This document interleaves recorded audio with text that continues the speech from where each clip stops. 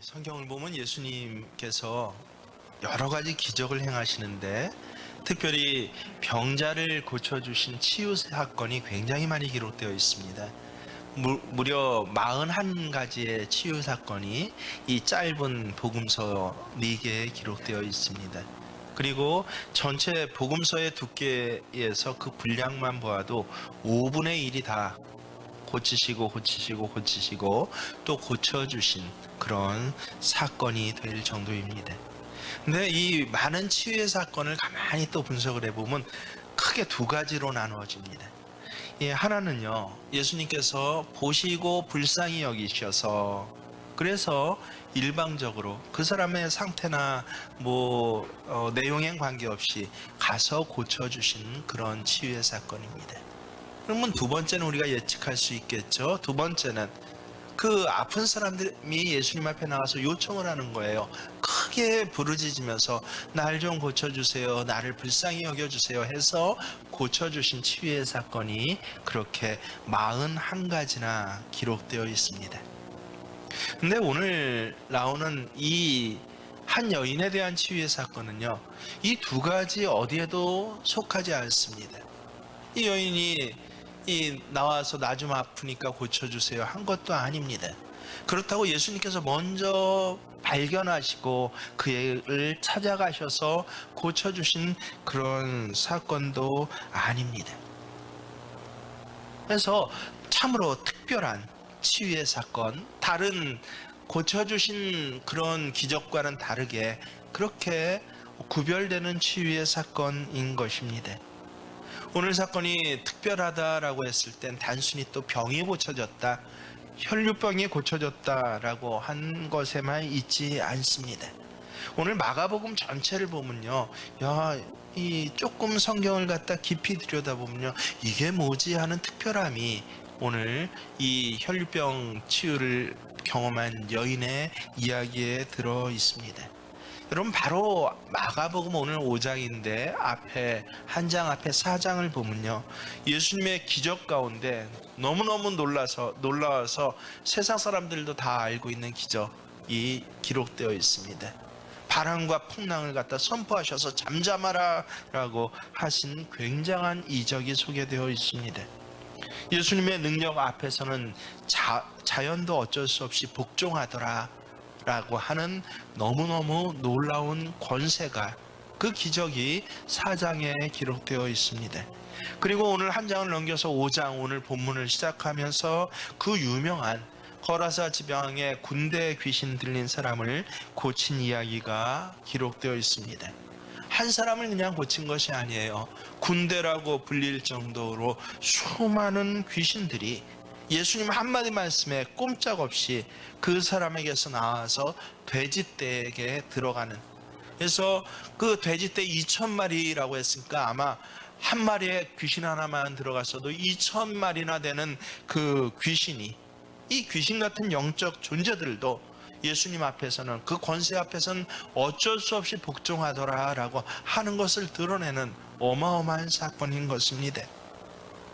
그리고 이 오늘 우리가 읽은 본문 바로 뒤에는 어떤 일이 나옵니까? 여러분, 죽은 회당장의 딸을 살리는 예수님의 엄청난 이야기가 기록되어 있습니다. 예수님 능력 앞에서는 어때요? 죽은 자도 살아난다는 것이에요. 그래서 오늘 이 본문은요, 예수님의 여러 기적 중에서도 세상 사람도 다 알만한 아주 특별한 3가지 기적 그 사이에 딱 기록된 본문이다라고 하는 것을 우리가 알 수 있습니다. 자연조차도 예수님께 순종을 해요. 귀신도 보통 귀신 들린 것이 아니라 군대 귀신이요, 떼 귀신입니다. 그 귀신 떼가 모두 다 예수님 앞에 복종할 수밖에 없더라.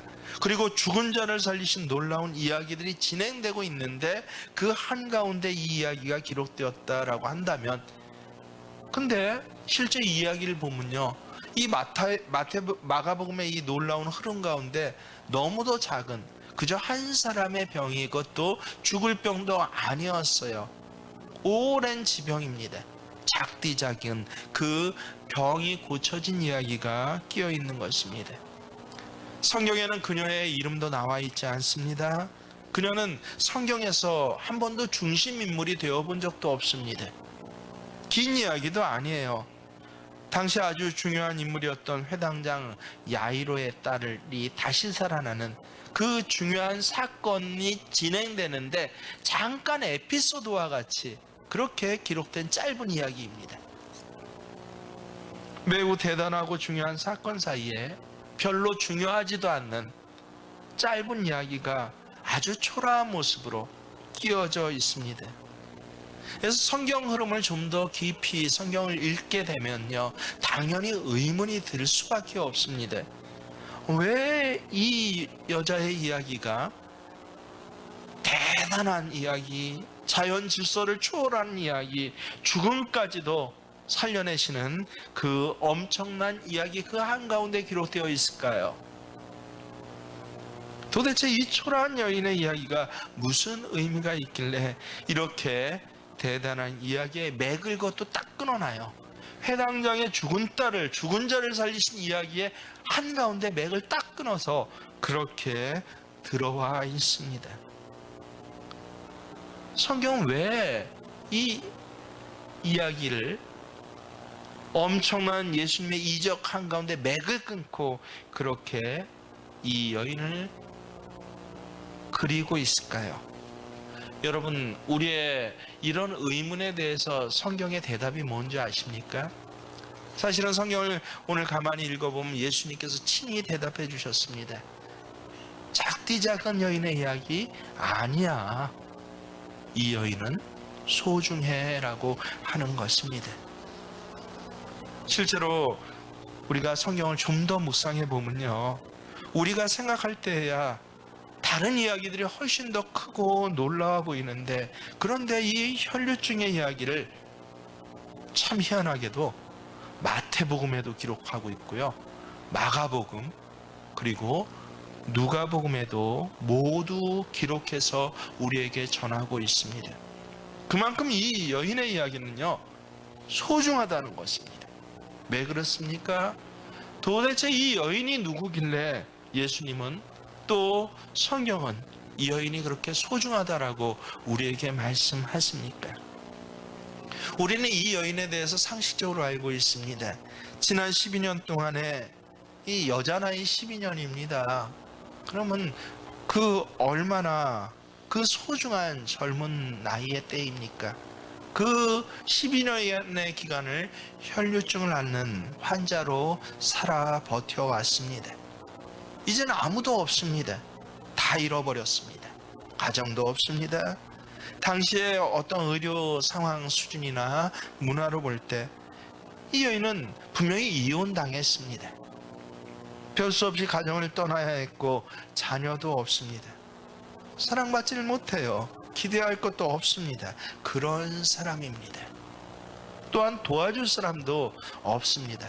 아마 12년 앓는 동안 그래도 측은지심이 일어서 돕던 친족 가족들이 하나하나 다 떠나버린 것 같습니다. 심지어는 의사조차도, 아픈 환자를 마땅히 고쳐야 할 의사조차도 성경을 가만히 보십시오. 그녀를 괴롭히는 자로서 이제는 그녀의 모든 것들을 다 빼앗는 마지막 자로서 그렇게 기록되어 있습니다. 아예 치료가 안 된다는 것이에요. 요새 의료기술을 많이 발전되어 있지만요, 아예 치료가 안 되는 그런 병들이 희귀병이라고 해서 얼마나 퍼센티지로 보면 0.01%도 안 되는 소수의 사람들에게 걸리지만요, 그 병이 직접 걸린 사람들에게는 사실 희귀병이라는 게 뭐예요? 아예 의사조차 도와줄 수가 없다라고 하는 그런 선언이 내린 병이 아닙니까? 근데 이보다 더 어려운 문제가 하나 있습니다. 그것은 이 병이 부끄러운 병이었다라고 하는 것입니다. 성경은 그 병명을 확실하게 이야기를 합니다. 혈류증이라고 하는 것입니다. 우리가 혈류증이라고 하면 그저 하혈하는 병 정도로 단순하게 그렇게 어떤 생리적인 병 정도로 생각하고 있지만, 여러분, 성경은 그렇지 않아요. 레위기 15장에는요 이 병을 특별히 뭐라고 하냐면 유출병이라고 했습니다. 성경에선 피는요 생명이에요. 피와 관계된 병은 굉장히 하나님께서 저주하신 부정한 병들입니다. 정상적인 생리적인 치료를 못한다 정도가 아닙니다. 그 밖의 이유로 치료를 하고 있는 것입니다. 우리가 레위기 15장을 연구해 보면 주로 이런 병들은요 성병으로 말미암은 임질 같은 그런 질병이에요. 그래서 거룩을 깨어버리는 질병들, 하나님의 저주로 내린 병이 바로 유출병이라고 일반적으로 불렸던 그런 병들입니다. 여러분, 어느 선배 목사님에게, 실제는 제가 신학교에서 강의를 들으면서 교수 목사님에게 직접 들은 이야기입니다. 그분이 신학대학 다닐 때니까 저보다 한 30년 위의 세대죠. 아주 오래전입니다. 그 동급생 반에 나이는 좀 많아서 형이라고 불렸던 어느 신학교 전도사님이 이 같은 방을 쓰고 있는데 어느 날부터 갑자기 아픈 기색을 보이더니, 그러더니 영 컨디션이 좋지 않았다고 합니다. 어디 아파요 형이라고 해도 이 대답이 없습니다. 병원에 갔느냐라고 했더니 가나마나다라고 대답을 합니다. 그리고 안 가는 것이에요. 어느 날 아침에 같이 서서 이를 닦는데, 근데 옆에서 뭘 툭 하고 느낌이 이상해서 쳐다보니까, 근데 이에서 이 어금니가 하나 빠져갖고 그 손에 들고 눈물을 뚝뚝 흘리고 있는 그 모습이 얼마나 충격적이었는지 모른다고 합니다. 아, 형 도대체 왜 그래요? 라고 너무 깜짝 놀라서 물었더니요, 아무 대답도 없이 고개만 절레절레 묻지 마라고. 나중에 조용한 시간에 이 고백 삼아서 그 형 전도사가 이야기를 합니다. 젊었을 때 실수를 해서 부끄러운 병을 얻었다는 것이에요. 성병에 걸린 것입니다. 그 당시 성병은 치료가 안 되는 병이었습니다. 계속해서 재발하는 것이에요. 남에게 말을 할 수도 없습니다. 이제 대학교 졸업하고 세상 사업을 좀 하다가 깨달은 바가 있어서 주의 종이 되겠다고 몸을 바쳤지만 이 몸 갖고 어떻게 하나님의 일을 할 수 있겠냐고 하면서 우는데요, 그것이 잊혀지지 않았다라고 그렇게 저희들에게 이야기를 합니다. 그러면서 몸도 거룩해야 된다라고 하는 이 거룩에 대해서 영의 거룩, 마음의 거룩이 아니라 하나님의 일을 하는 사람은 몸도 거룩해야 돼라고 그 이야기를 하시면서 들려진 이야기가 저는 잊혀지지가 않습니다. 여러분, 병도 부끄러운 병이 있습니다. 치명적인 병, 고칠 수 없는 병, 참 도저히 회복이 불가능한 병들 많이 있지만요, 실제 예수님 앞에 얼마나 이런 병자들이 많이 나왔습니까? 장님은 나와서 내 눈 뜨게 해주세요 라고 합니다. 심지어는 문둥병자들조차도 나와서 뭐라고 합니까? 나를 불쌍히 여겨주세요 라고 소리를 지릅니다. 모두가 이렇게 자기 아픈 병을 갖고 예수님 앞에 나오거나 또 예수님께서 직접 가셔서 고쳐서 일으켜서 걷게도 하고 뛰게도 하고 하시는데, 근데 만약 이 여인 예수님께서 물으신다면 뭐라고 대답할까요? 너 어디 아프냐? 너 내게 무엇을 원하냐라고, 내가 어디 손을 대고 기도할까라고 그렇게 예수님께서 물으신다면 여러분 대답할 수 있겠습니까? 부끄러운 것입니다. 오늘 나온 이 여인은요, 이런 아픔을 가진 여인입니다. 그래서 예수님 앞에 나와서 대놓고 내 병 좀 고쳐주세요 라고 할 수가 없는 사람입니다. 우리는 흔히 인파가 많아서 여인이 12년 동안 아파서 허약해서 예수님 앞에 나오지 못했다고, 지나가는 예수님을 그저 스치듯 만졌다라고, 그런데도 병이 나았다라고 생각하지만요, 아니에요. 여러분 27절을 보십시오. 힘이 약한 여자이기 때문에 예수님 앞에 나올 수 없었던 것이 아닙니다. 뭐라고 합니까? 예수의 소문을 듣고 무리 가운데 끼어 뒤로 가서 그의 옷에 손을 대니. 여러분, 무리 가운데 끼어, 이게 무슨 소리예요? 이 원어성서로 보면 확실한데요, 무리 가운데 섞여, 숨어, 우리 뜻으로는 무리 가운데 자기가 스스로 숨었어요. 그리고 숨어서 예수님 앞에서, 이 무리가 예수님 앞에 옆에 많지 않습니까? 거기 있었던 것이 아니라 어디에요? 예수님 뒤에 가서 옷에 손을 대었다라고 한 것입니다. 힘이 없어서가 아니라 몰래, 어쩔 수 없어서 예수님 뒤에 무리 가운데 숨고 비집고 들어와서, 그래서 예수님 옷에 손을 대었다라는 것입니다. 이 여인은 사람을 만나서는 안 되는 여인입니다. 무엇보다 자기 자신이 잘 알아요. 혹 남은 이 여인의 병이 뭔지는 잘 모를지 몰라도 유출병이라는 건 자기가 잘 알지 않습니까? 자기 몸의 병은 그녀의 과거가 얼마나 부끄러운 병인지, 혹시 과거와 상관없는 병일지라도 하나님께서 어떻게 하셨어요? 피에 대해서 저주하신 병입니다. 저도 저주받은 삶이라고 늘 생각합니다.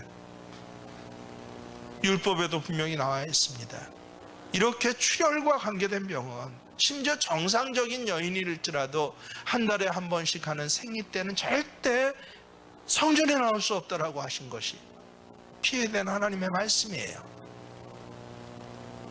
근데 평생 12년을 성전에도 나갈 수 없습니다. 누구를 만나면 그 사람이 더러워지는다라고 그렇게 하나님께서 말씀하신 사람입니다. 하나님 앞에 예배도 못 드린 버림받은 여자가 오늘 이 여인인 것입니다. 세상에 참 옳은데도 아픈 말이 있어요. 그게 무엇입니까? 오늘 당신의 삶은 당신의 삶의 결과입니다 라고 하는 말입니다.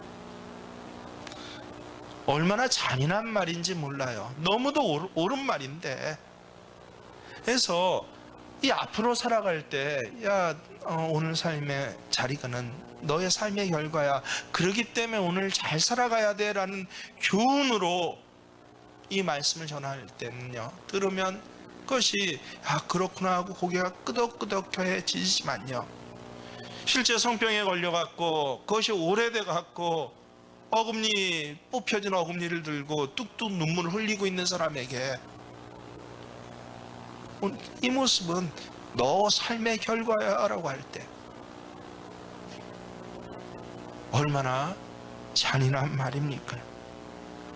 얼마나 후회가 됩니까? 얼마나 깊은 죄책감에 빠지겠습니까? 그 죄책감과 가책을 안고 여인의 그 젊은 모든 시절을 다 보내고 있는 여인인 것입니다. 이 여인은 스스로가 아마 스스로를 버린 것으로 생각이 됩니다. 이 여인에게 무슨 소망이 있겠습니까? 사람에게 돈이 잃어버렸으면 그것은 부분을 잃어버렸다라고 우리 흔히 알고 있지 않습니까? 건강을 잃어버린 사람은 행복을 잃어버린 것이라고, 명예를 잃어버리면요, 삶에 대한 의지를 잃어버린 것입니다. 소망을 잃어버렸으면 살아갈 목적을 잃어버린 것입니다. 근데 다 잃어버리는 것이 있는데 뭐를 잃어버릴 때 그런 줄 아십니까? 자기 자신, 나에 대한 스스로의 신뢰를 잃어버리면요, 그 사람은 다 잃어버린 것입니다.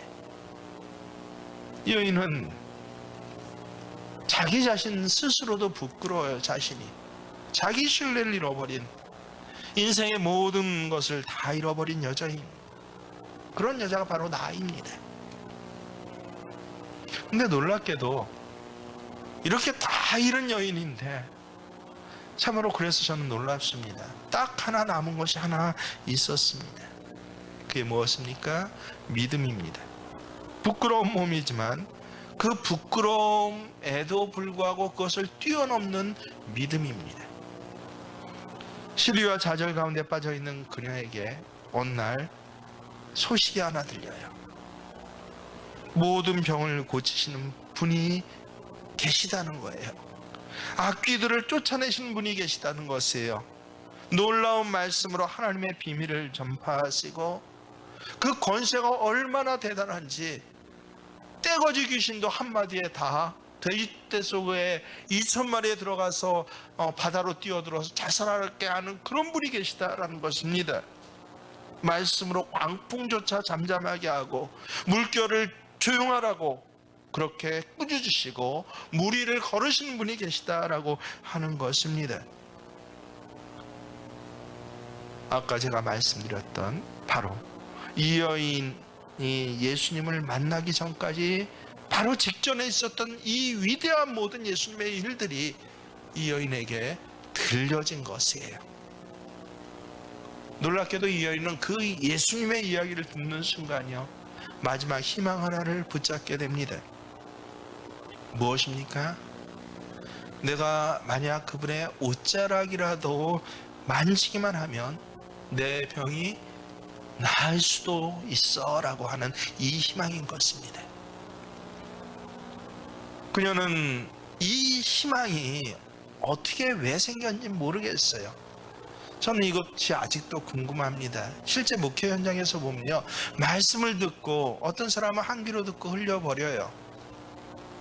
좋은 말씀이고 그럴 수도 있겠고 끄덕끄덕 하는데, 근데 그것이 희망이 되어서 심겨지지를 않습니다. 근데 어떤 사람은요, 똑같은 말씀을 듣고 놀랍게도 그것이 희망이 되어서 심겨지는 사람이 있어요. 믿음의 씨가 심겨지고 그것을 꼭 붙드는. 그래서 내 남편에게도 희망이 있다라고, 내 자식에게도 희망이 있다라고, 내 삶의 자리, 내 인생도 버려진 것이 아니야라고 하는, 도대체 그 차이가 뭘까 아직도 궁금하지만 분명한 것은 무엇입니까? 그런 종류의 믿음들이 있다는 것이에요. 굉장한 이야기야. 어떻게 자연 질서가 그렇게 예수님 앞에 복종할 수가 있어? 까식거리예요. 다른 사람들에게는요, 흥미거리입니다. 정말 죽은 자가 살아났대? 그 귀신떼가 세상에 한마디에 그렇게 됐대? 믿기도 해요. 그럴 수도 있겠지. 근데 신겨지질 않아요. 한 번 들을 땐 신기했지만 두 번, 세 번 들으니까 어때요? 의례적이고 이젠 졸려요. 그래서 예배 시간에 말씀 선포하는 시간에도 졸 수 있어요. 하나님이 말씀하시고 사자를 통하여서 대언하면서 말씀하시는데, 그래서 하나님의 말씀 앞에 있는 자들은 다 두려워 떨면서 내가 죽게 되었나이다 라고 그렇게 가슴을 치는데 좋을 수 있어요. 근데 참 이상하게 어떤 사람은요, 믿음이 전혀 없는 것처럼 보이고 굉장히 이성적인 것처럼 보이고 세상적인 것처럼 보였던 그런 사람인데 이 말씀이 들어와요. 심겨져요. 그 차이의 비밀을 제가 좀 알았으면 참 좋겠어요. 그런 사람에게 말씀 전하면 참 좋을 거 아니에요. 하여튼 이 여인은 그런 여인이었습니다. 예수에 대한 소문이, 가십거리가, 때로는 신기한 이야기야, 세상에 이런 일이, 이런 정도의 이야기가 들어왔고 심겨졌어요. 그리고 필사적인 의지를 갖고 행동하기 시작합니다. 주님에 대한 믿음으로 그녀는 자신의 부끄러움을 알고도 부끄러움에도 불구하고 예수님 앞에 나오는 것입니다. 그래서 필사적으로 손을 뻗칩니다. 생각해 보십시오. 쇠약해질 대로 쇠약해진 몸입니다. 제가 참 가슴 아픈 이 각인된 어떤 이미지들이 있습니다. 요양원에서 가끔 참 환호를 신명합니다. 제일 가슴 아파 보이는 그 이미자가 그 정맥이 하얀 손에 이 파란 정맥이 다 보이는 거의 뼈만 남은 손으로 그렇게 목사님 오셨어요 하고 제 손을 붙잡을 때 그 누구보다도 그 손이 더 기억이 나요. 아마 이 여인이 예수님 향해 뻗은 손은 그렇게 파리하고 성백한 그런 손이 아니었을까 싶습니다. 근데 놀랍게도 또 그렇다고 해서 이 여인이 예수님을 잡았을 땐요, 우연히 스쳐가듯이 예수님의 옷깃을 만진 것이 아닙니다. 27절에 보면 그의 옷에, 예수님의 옷에 손을 대니라고 그렇게 써여 있습니다. 그래서 우리가 헷갈리기가 참 쉬워요. 헬라어 성경에 이 손을 대니가 이 하프토마이예요. 합토인데 어미 변화를 해서 하프토마이라고 되는데 이게 무슨 뜻인가라고 살펴봤더니 깜짝 놀랐습니다. 우리는 손을 댄다라고 하는 그런 뜻을 갖고 있지 않습니까? 원어 성경의 뜻은요, 놀랍게도 붙잡다라는 뜻이에요. 아니, 손을 대는 거나 붙잡는 거나 비슷해요. 근데 두 번째 사전적인 뜻을 보고 제가 확실히 깨달았습니다. 무슨 뜻인지 아십니까? 공격하다라는 뜻이에요. 그럼 꼭 가로치고 뭐라고 하냐면 짐승이 먹이를 붙잡고 꽉 물듯이 공격하다. 이게 하프토마이예요. 그녀는 많은 군중 속에서 지나가는 예수님 그 옷깃에 스치듯이 손을 댄 것이 아닙니다.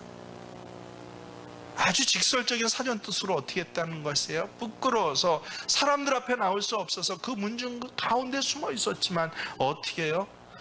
짐승이 먹이를 붙잡아서 꽉 물고 잡아채듯이 그렇게 예수님 옷을 어떻게 했다는 것입니까? 만졌다는 것이에요. 붙잡았다는 것이에요. 의도적으로 옷깃만 스쳐도 인연인 그런 스침이 아니라 의도적으로 어때요? 내가 부끄럽지만 그래서 숨어 있을 수밖에 없지만 예수님 옷자락에 손만 대어도 붙잡기만 해도 난 나을 수 있을 것이다 라는 그런 심겨진 믿음이 손으로 표현되었다는 것입니다. 여인은 소경 바디메오처럼요, 다윗의 자손 예수여라고 소리 지를 수 있는 용기가 없어요.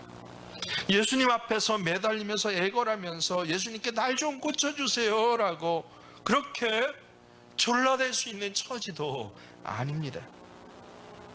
절대 드러낼 수 없는 그 부끄러움을 가지고 도저히 만져서는 안 되는 거룩하신 예수님을 그럼에도 불구하고 필사적으로 예수님의 옷을 잡은 그런 여인입니다.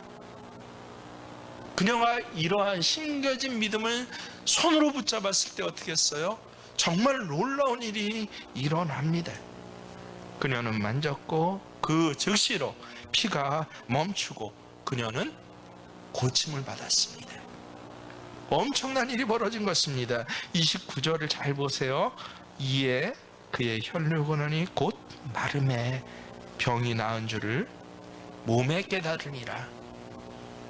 성서는 분명히 증언합니다. 이에 곧 마름에, 몸에 깨달았다는 건 뭐예요? 실제 지금 나았다는 거예요. 좋아졌다는 정도가 아니라 나았다는 것입니다. 유디스라는 단어 무슨 뜻입니까? 완쾌됐다, 회복되었다라는 뜻이에요.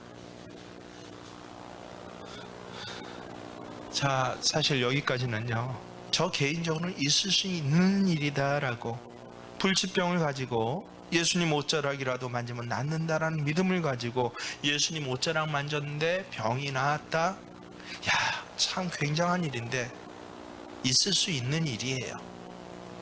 제 목회 현장에서 많이 보아온 일입니다. 대단한 일이긴 하지만 바다를 잔잔케 하는 예수님의 능력에 비해 본다면, 죽은 자를 살려내는 예수님의 그 능력에 비해 본다면요, 대단한 일 아님이에요. 후에 사도 바울도 어땠어요? 그가 썼던 손수건만 가져다 환자의 부위에 얹었는데도 병이 났다고 합니다. 일할 때 천막기 때 입었던 그 앞치마만 가져가서 누가 이 환우자리에 환처에 붙여도 그 병이 나았다고 하는데 예수님이 말할 것 없죠. 예수님 옷자락 붙잡아서 병이 나았다?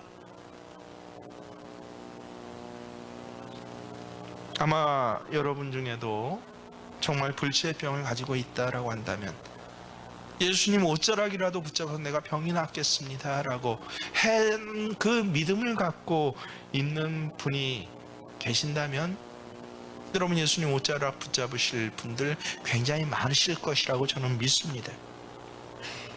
따라서 예수님 옷자락 붙잡아서 병이 나았다, 그 자체가 아까 말씀드렸죠.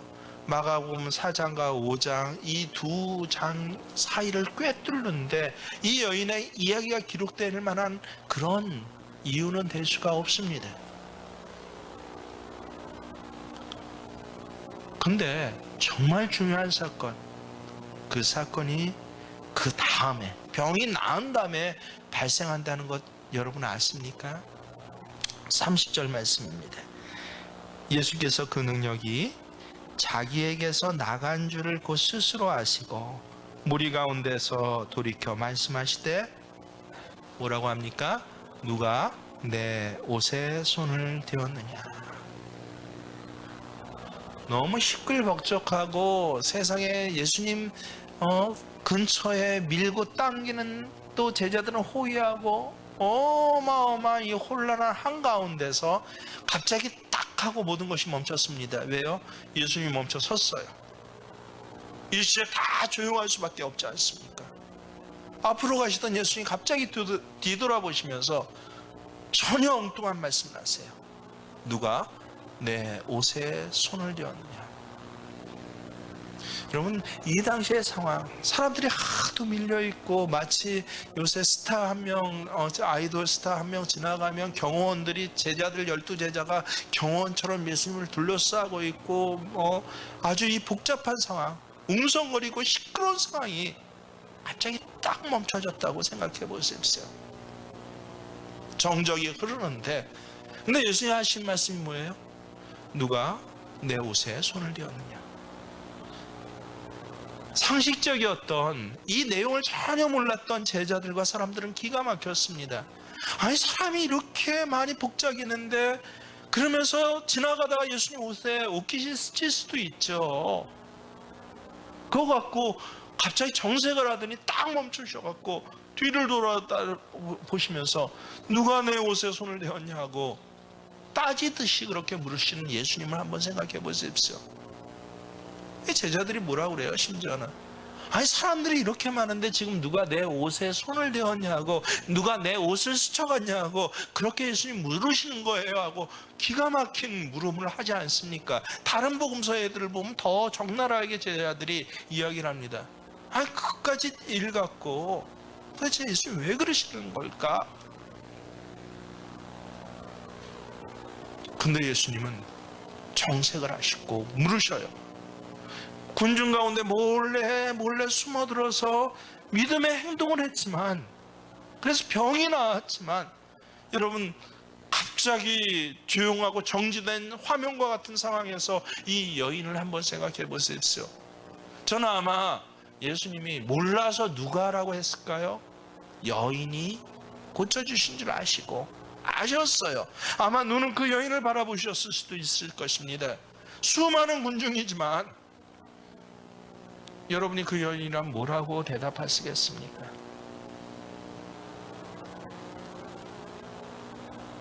병이 낫긴 낫는데 무슨 병이 나았어요? 유출병이 나았어요. 하혈하는 병입니다. 이 자리에 나와서는 안 되는 부정한 여인이에요. 알면은 돌맞아 죽습니다. 마치 문둥병장 환자가 이 군중 한가운데 있었다라고 그렇게 한번 생각해 보십시오. 중풍병에 걸렸으면 예수님 옷자락이라도 만지면 낫겠다는 믿음을 가지고 내가 만졌습니다. 그랬더니 나았습니다. 라고 야 놀라워요. 굉장해요. 예수님 감사해요. 라고 했을 것입니다. 자연스럽게 고백할 수 있었을 것이에요. 손이 말랐습니다. 손이 구부러서 펴지지 않습니다. 믿음을 가지고 예수님의 옷자락을 만졌습니다. 그랬더니 손이 펴졌어요. 할렐루야 라고. 제가 예수님 옷자락을 만졌더니 세상에 눈이 보입니다 라고 자랑할 수 있을 것입니다. 그런데 이 여인은 달라요. 예수님 옷자락이라도 붙들면 낫겠다는 믿음을 가지고 내가 근육 속에 숨어 있다가 예수님 가까이 왔지만 차마 누가라고 정색을 하고 물으시고 모든 사람들이 집중하고 있는데 뭐라고 대답을 하겠습니까? 예수님, 내가 자궁에서 피를 흘리는 병이 걸렸는데, 예수님, 내가 세홍병에 걸렸는데 라고 하실 수 있겠습니까? 참으로 어려운 순간이에요. 혼자만 알던 부끄러움이었는데 이제는 그 많은 무리 한가운데서 도대체 이 여인은 어떻게 해야 합니까? 두려워할 수밖에 없어요. 성경은 그래서 이것을 정확히 기록하고 있습니다. 33절을 보세요. 어떻게 했다고요? 여자가 자기에게 이루어진 일을 알고 두려워하여 떨며, 야, 병이 나왔으면 감사하고 뛰고 할렐루야 주를 찬양하고 걷기도 하고 뛰기도 하면서 그렇게 하나님을 찬양해야 마땅한데, 이 여인은 병이 나았음에도 불구하고 어떻게 했다고요? 두려워해서 떨었다라는 것입니다.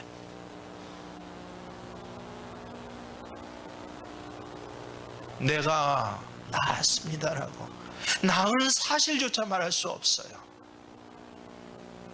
이제 어떻게 해야 합니까? 이 여인은 어떻게 했습니까? 이것이 중요합니다. 이 여인은 결단을 합니다. 여자가 자기에게 이루어진 일을 알고 어떻게 했다고요? 두려워하여 떨며. 여기서 끝나지 않았어요.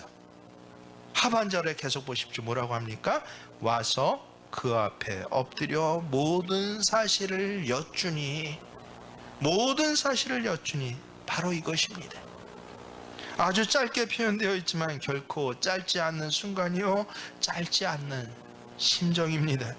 어쩌면 무한당하고 부정한 여인이라고 손가락질 당하고 조롱당할 수도 있지만, 병은 고쳐졌지만 도대체 어떻게 처신을 했기에 그런 병이 걸렸어 라고 오히려 더 소문이 되어서 자신을 더 어렵게 하고 고통을 줄 수도 있지만, 여인은 그 부끄러움과 그 두려움, 떨림까지도 그 모든 사실을 주님 앞에 엎드림으로, 그래서 모든 것을 다 아뢰므로 그 부끄러움을 넘어선 것입니다. 그러자 예수님께서 뭐라고 하셔요? 따라해 보십시오. 따라, 내 믿음이 너를 구원하였다. 우리는 흔히 예수님의 자상한 음성, 격려하는 음성을 하도 많이 알고 있다 보니까 굉장히 이게 자연스럽고 굉장히 일상적으로 이 본문이 들려요. 실제 저도 예수님 하면 나를 뭐라고 부르셔요? 야, 아들아 라고. 전 그런 음성을 들어본 적 많이 있습니다. 그래서 이게 너무도 자연스러운데, 그런데 이 당시에는요, 아니에요. 여러분, 따라, 예수님이 이 여인의 이름을 몰라서 그냥 따라라고 했을까요? 마가복음서에는 그동안 이 여인의 이름을 밝히지 않고 3번씩이나 반복해서 뭐라고 해요? 여자가 라고 합니다. 수많은 여자 환자 중에 하나일 뿐입니다. 그런데 예수님이 이 여인을 부를 때 뭐라고 불렀어요? 따라. 놀랍게도 성경 전체에서요, 직접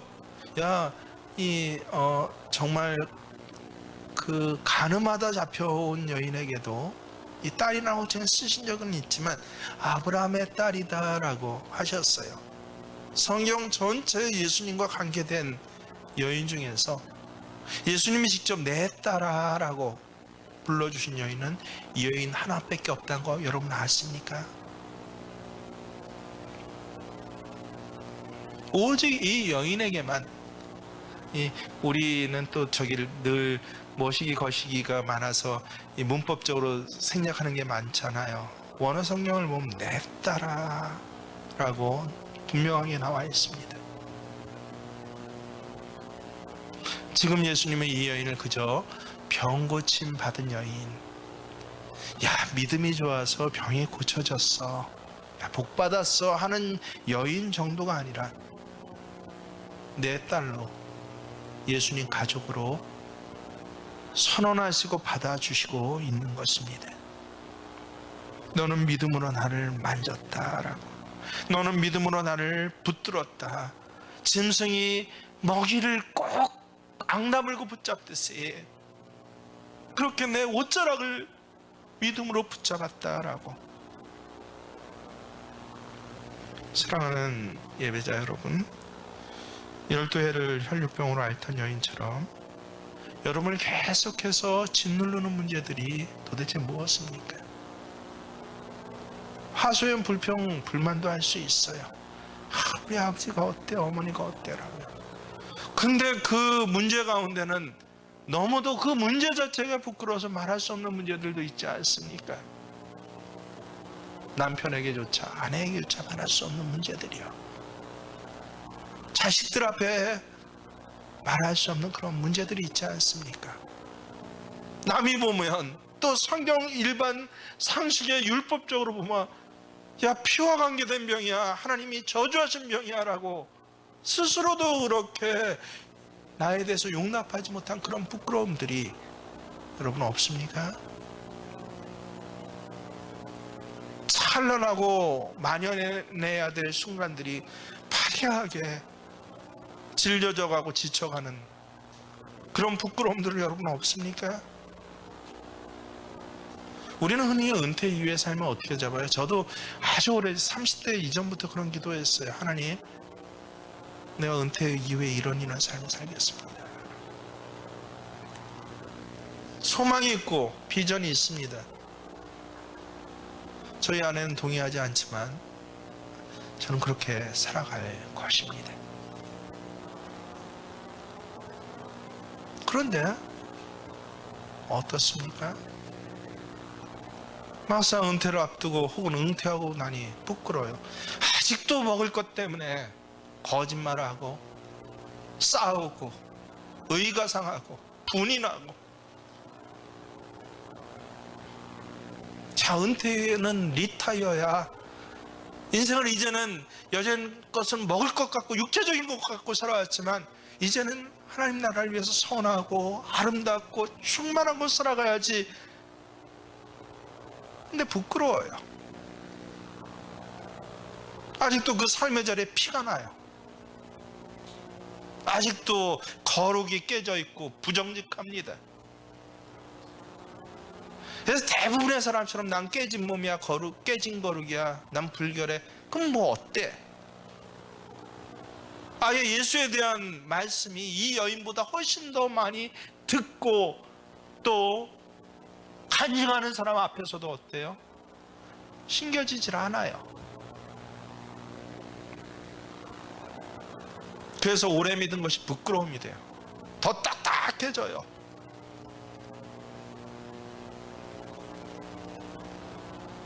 여러분의 도대체 그것이 무엇입니까?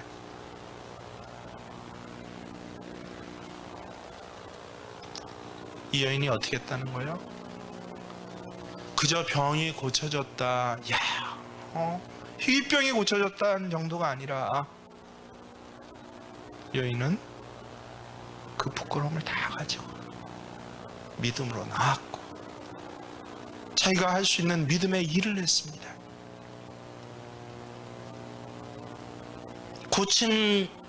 고쳐진 복을 받고도 대다수가 그 부끄러움 때문에 모른 척 했어야 할 일에 오히려 예수님 앞에 엎드려서 이제는 모든 것들을 그렇게 고백하고 고했습니다.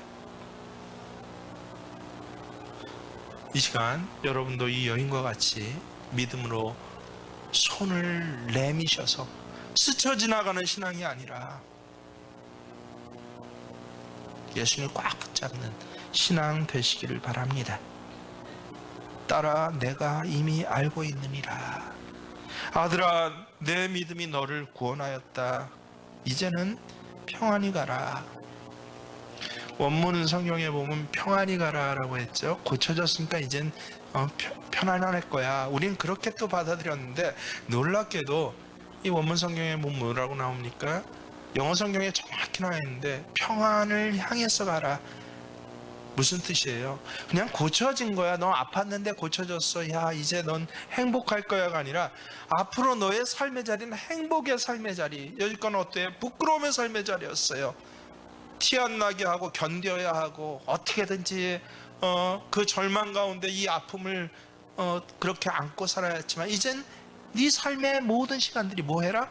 평안을 향해서, 앞으로 너와 만나지는 사람들이 평안을 향한 그런 사람의 관계가 될 것이야. 앞으로 이제는 부모도 그냥 부모가 아니에요. 자식들 앞에서 어떤 관계야? 여지껏 내가 뼈빠지가 일어서 너 먹고 살렸어, 이게 전부고 자랑이었지만, 근데 그 가운데 부끄러운 일이 얼마나 많았습니까? 근데 이제 앞으로의 삶은 어떤 삶입니까? 자녀들과 다음 세대 손주들과 평안을 함께 향해 떠나고 평안을 이루어가는 삶. 말씀을 읽을수록 얼마나 저는 감격하는지 모릅니다. 며칠 전에 저희 할머님 추도 예배를 드렸는데, 설날 지나고 이틀 있다예요. 딱. 그래서 늘 이 기간이 굉장히 애매해서 아주 힘든데요, 온 가족이 감격을 합니다. 감사하고요. 평안을 향한 삶. 오늘 본문 말씀은 아니지만 이 가족을 통해서 하나님, 우리 믿음의 선배들의 그 신앙이 자녀들에게 뭐예요? 이루어갈 일 땅에서 평화, 하나님의 평화를 이루어가는 사람들, 그 손주들, 그것들을 바라는 삶을 여러분 살아야지. 언제까지 부끄러움을 숨겨놓고 되새기고 이것 때문에 아무것도 할 수 없어 라고 하고 늘 한탄하고 원망하고, 더 나아가서 더 불행한 건 뭐예요? 아예 이제 신겨지지도 않아요. 아무리 예배 드려도, 아무리 말씀을 들어도, 아니, 내 딸아, 내 아들아, 앞으로의 너의 삶은 뭐예요? 평화야. 그저 너 하나 잘 먹고 잘 사는 삶이 아니라 평안을 이루어가는 삶입니다.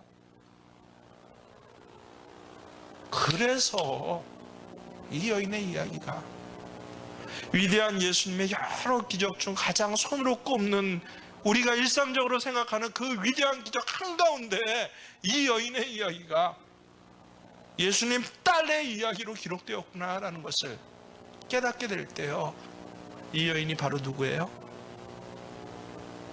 나입니다 라고 고백하게 되시는 여러분 되시길 바랍니다. 그렇습니다. 주님, 이제 이 손을 주님께 내밉니다. 부끄러운 손을 주님께 내밉니다. 주의 옷자락이라도 붙잡으려고 내밀지만, 예수님, 옷자락이 아니라 이 손 꼭 잡아 주시옵소서라고, 내 신앙의 고백을 찬양합니다 라고 그렇게 찬양 함께 하십니다. 주님이여, 이 손을 꼭 잡고 가소서.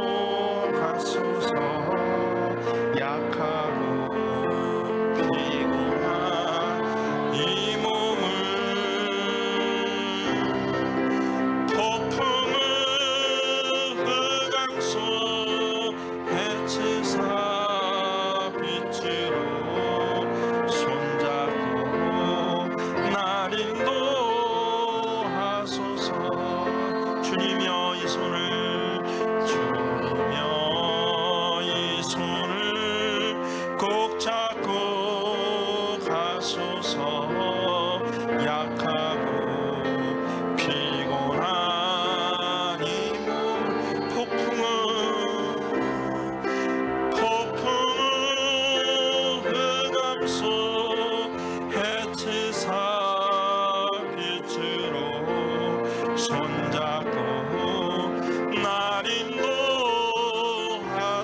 인생이 힘들고 고난이 겹칠 때 주님여 날 도와주소서.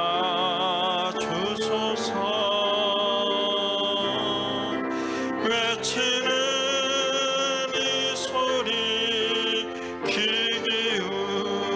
기울이시사 손잡고 날 인도하.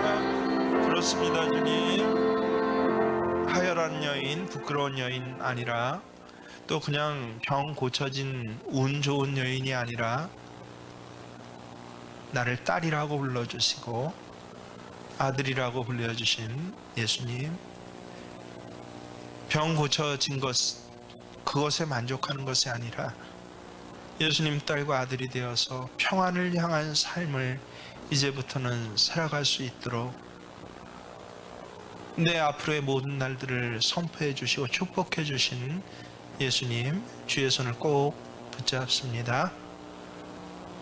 이 시간이 예수님 옷 붙잡은 시간 되게 하여 주시옵시고, 이제 평안을 향해서 우리의 삶의 자리가 살아가는 하나님의 아들과 딸이 될 수 있도록 주님 나를 불쌍히 여기시고, 내 믿음, 그 붙잡음의 믿음 앞에 고쳐짐의 은혜를 더하여 주시고, 성령께서 내 모든 것들을 충만케 하여 주셔서 예수님의 아들과 예수님 딸 되게 하여 주시옵소서.